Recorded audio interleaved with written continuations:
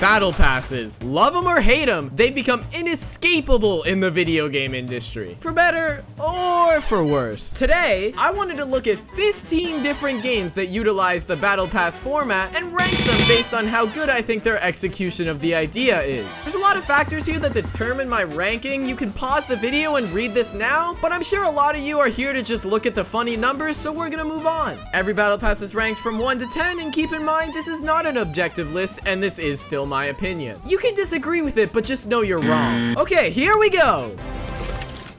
I got over it. There is no better game to kick off this ranking than Fortnite. After all, it did popularize Battle Passes to the point where we can't seem to get rid of them. Anyways, Fortnite Battle Passes give so much value, it's unfair. With it, you get 100 tiers of customizable awards, with the main focus being on the skins. Generally, these cosmetics are pretty high quality. Even past the 100 tiers, you have bonus rewards and quest rewards. Not to mention, you only ever have to buy one Battle Pass since you earn enough V-Bucks to buy the next one. Its free pass is a little lackluster, but it does give V-Bucks so that after 3 seasons you can get the premium pass. The quests are pretty fun, not being too tedious, and I'm a big fan of how the Battle Pass ties into more elements of the season. With all this being said, I'm giving Fortnite a 9 out of 10 on the Battle Pass scale. It's so good at making its Battle Pass feel important, the game feels empty without it. Can't deliver on that original vision for PvE. Now we got Overwatch 2, and its Battle Pass is kind of boring. 100 tiers of cosmetics, with the focus being skins, and extra tiers for titles if you can handle playing more than one match of this game a day. It's got good value for how overpriced a lot of the stuff in this game is. Its quests are pretty boring and don't do anything special, and its free pass lacks much of anything aside from the fact that you do get some premium currency. Strange thing though is the only premium currency you can earn is on the free pass, meaning that the paid Battle Pass does not give you enough currency to immediately buy it every single season. Eventually you gotta cough up some money or risk missing a season. I think a 6 out of 10 is fair here for just how standard a lot of this Battle Pass is. It's still got good value though, so it's hard to complain.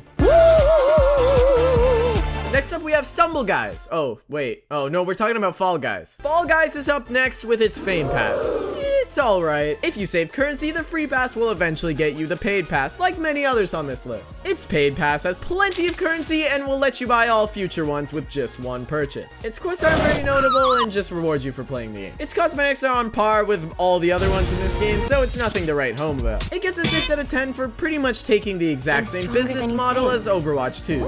Welcome to Brawlhalla. This is probably the most unique Battle Pass so far. Spoiler alert, it's not that great. For starters, this Battle Pass is only bought with real money. This means it's a reoccurring payment and you can factor it in with your electrical bill. The Premium Pass's rewards are nice, but they can't make up for how lonely and depressing this free pass is. The biggest thing I take issue with here though is the fact that you can only progress the Battle Pass by doing missions. This is definitely more of a preference thing, but these missions aren't very fun to do. They just force me to use characters and gameplay styles I just don't want to use. I'm not a fan of how ignoring missions means you just barely get any Battle Pass XP, due to the fact that I don't find these missions fun, and the free pass being extremely upsetting. With no way to get the premium pass for free, Brawlhalla earns itself a kinda sad 3 out of 10. Yeah, I put Among Us on here. What are you gonna do about it? Among Us takes a unique approach to Battle Passes in the form of Cosmic Cubes. These are basically one-time purchase Battle Passes that contain a ton of items. Instead of having a free pass and premium passes, Among Us just separates its Cosmic Cubes in ones that you can buy with money and ones that you can get for free. Honestly, there isn't much difference between the premium ones and the free ones. Progression is earned simply by playing the game, and that's why Among Us earns itself a wonderful 8 out of 10. I already mentioned how this game handles Battle Passes in a previous video, so I'm not going in depth here. Basically, you get a large Battle Pass for free, and the rest can be earned by playing the game and saving currency. It's a paid game, so I'm glad that the Battle Pass system doesn't suck. Clearly, one of the Helldivers' liberties is not having a corrupt Battle Pass. It's simple, and it works. 8 out of 10. I'm getting tired of these really basic industry standard Battle Passes, so I'm going to speed through this one. The cosmetics are everything you'd expect, the free pass is pretty terrible, its quests are like every other multiplayer game's quests, and it's Apex Legends in 2024. The main thing of note here is that the Battle Pass cannot be bought with in-game currency. So 3 out of 10. You can go hang out in the real money corner with Brawlhalla. Okay.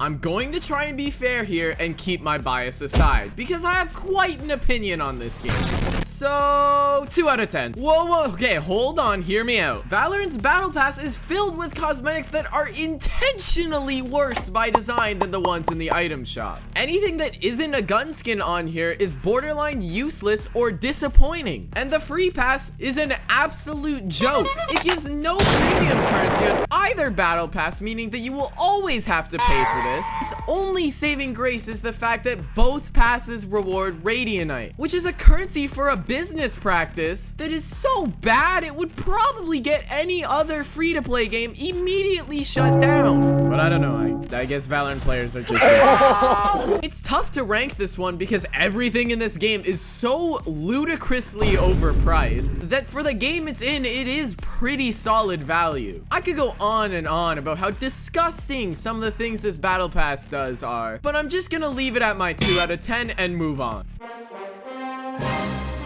Multiversus is an interesting one because it's the first Battle Pass on here that uses the Battle Pass as a core progression element. It's still not very unique though. Most of the Battle Pass is cosmetics and the occasional useful thing for progression. Buying one means you can buy them all, and free-to-play players have tons of access to premium currency to get it for free. I'm not a fan of how crucial it is to progression in this game, but since launch it's become far more accessible to all players, even if the free pass isn't great. 7 out of 10. Next up is Sea of Thieves with the Plunder Pass. Similar to Helldivers 2, there's quite a few advantages here because this is a paid game. The free pass contains most of the items on this pass, with the premium pass mostly being comprised of pre-release items. Due to how easy it is to farm premium currency in this game, most players can expect to have the Plunder Pass nearly all the time. Quests are actually fantastic in this game. Due to the open world nature, it actually gives you a lot of objectives to go for, and they're a lot of fun to complete with friends. This Battle Pass also isn't subject to time gating because these are pre-release items. So, Sea of Thieves gets 9 out of 10.